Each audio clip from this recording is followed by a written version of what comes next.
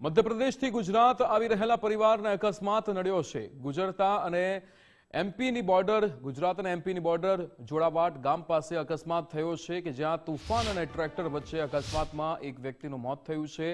અન્ય ઇજાગ્રસ્તોને છોટાઉદેપુર સિવિલ હોસ્પિટલમાં ખસેડવામાં આવ્યા છે.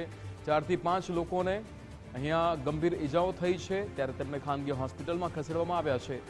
ત્યારે મજૂરી અર્થે ગોંડલ જઈ રહ્યા હતા ત્યારે ભયાનક અકસ્માત સર્જાયો છે. તૂફાનમાં 20 થી વધુ મુસાફરો જોખમી સવારી કરી રહ્યા હતા. રંગપુર પોલીસે ઘટનાસ્થળે પહોંચીને તપાસ હાથ ધરી છે.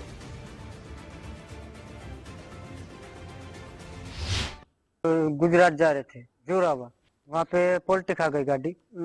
20 एक जने थे, पलटी खा गई तो ड्राइवर भाग गया। वो ये ट्रैक्टर वहाँ खड़ा था कि नहीं, तो वो वहाँ टक्कर मार के ने सीधे इधर लाके पलटी मार दी। तो सबको लगी, थोड़ी थोड़ी तो सबको लग गई, लेकिन 4-5 जने को ज्यादा लगी है। एक मृत्यु हुआ है।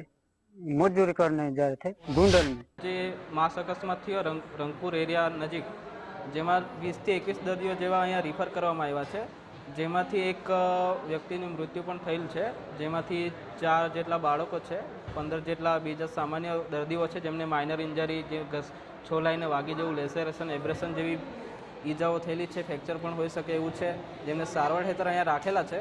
અને 2 દર્દીને ગંભીર ઈજા હતી, એમને નજીકના દવાખાનામાં સારવાર માટે ખસેડવામાં આવ્યા છે. બીજા 2-3 દર્દી પણ છે જેમને માથામાં અને આંખના ભાગે થોડી ઈજાઓ છે, તો એમને અગાડી મૂકવાની વ્યવસ્થા અહીં